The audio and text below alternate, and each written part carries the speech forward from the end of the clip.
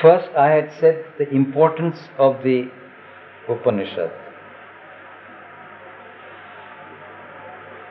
Why do we study Upanishad at all?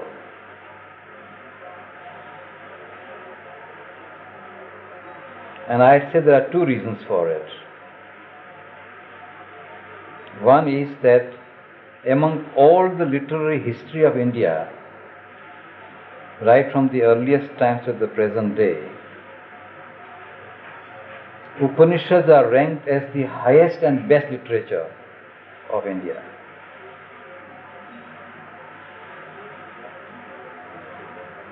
So as an Indian, you want to know what is this best literature of India.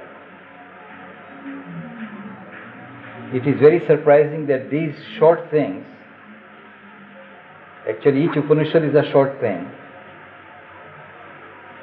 and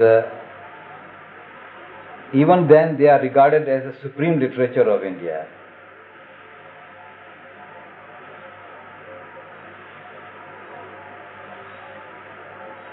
The second reason is that Upanishads have knowledge, or they are records of knowledge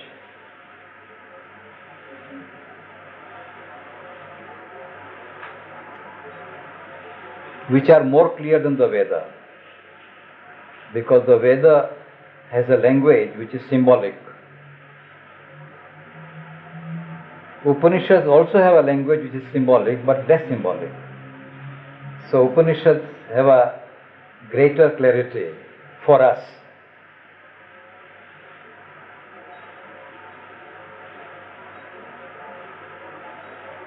And that knowledge is particularly necessary for the modern man.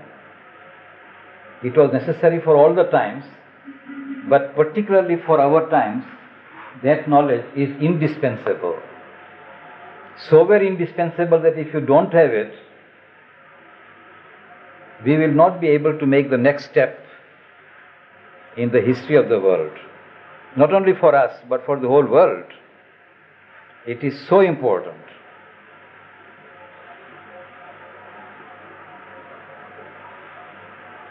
These are the two reasons why we need to study Upanishads. Among these Upanishads, we have taken Isha Upanishad. There are 12 Upanishads which are very important.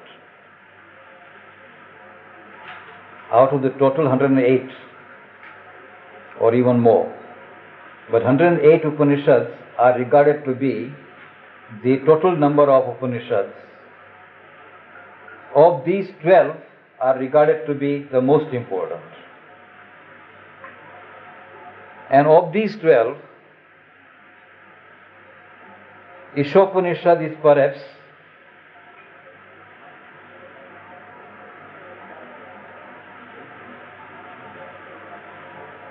the most difficult and something which contains the summary of all the Upanishads. So if you know Isha Upanishad, basically you know the main line of the Upanishadic teaching. That is why we have taken the Isha Upanishad.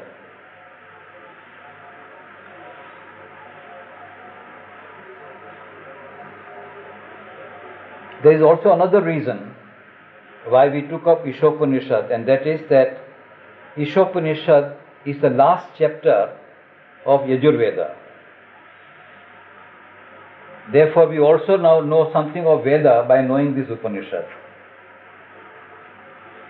So it has a double advantage.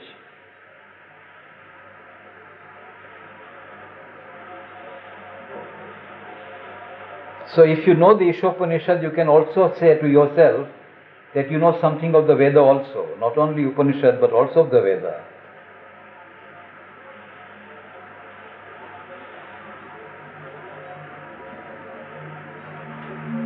Now, since we are revising, we shall go rapidly over this Upanishad, at least to whatever extent we have done so far. Now, this Upanishad has 18 verses. So, in a sense, therefore, it's quite short, only 18 verses.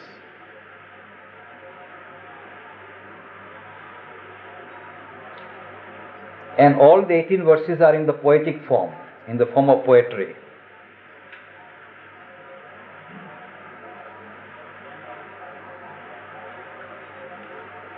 And merely from the point of view of poetry, it is considered to be superb poetry, considering the meter, the rhythm, the arrangement of words, the force, the power, the style, the substance, all together. Judging from all these points of view, you may say that the poetry of Isha Upanishad is superb.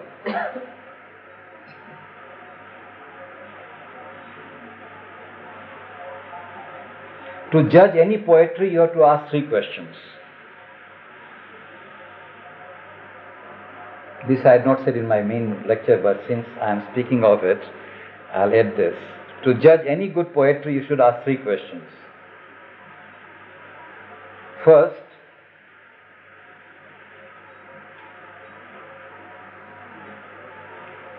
what is the substance of it? If the substance is of a very low order, then that value of that poetry goes down considerably. Secondly, you have to ask whether the style of that poetry is appropriate to the substance. There should be a harmony between the substance and the style. If you want to tell a humorous story and the substance is humorous, then the style also must be humorous. Then only the two coincide with each other. So similarly, if the substance and the style do not go together even in the serious matter, then the poetic value goes down. And third, the rhythm should be of the highest value. So substance, style and rhythm. When all the 3 are of the supreme nature, of the highest order, then you can say that that poetry is the highest, superb. And considering all these 3, we can say that this poetry of Isha Upanishad is superb.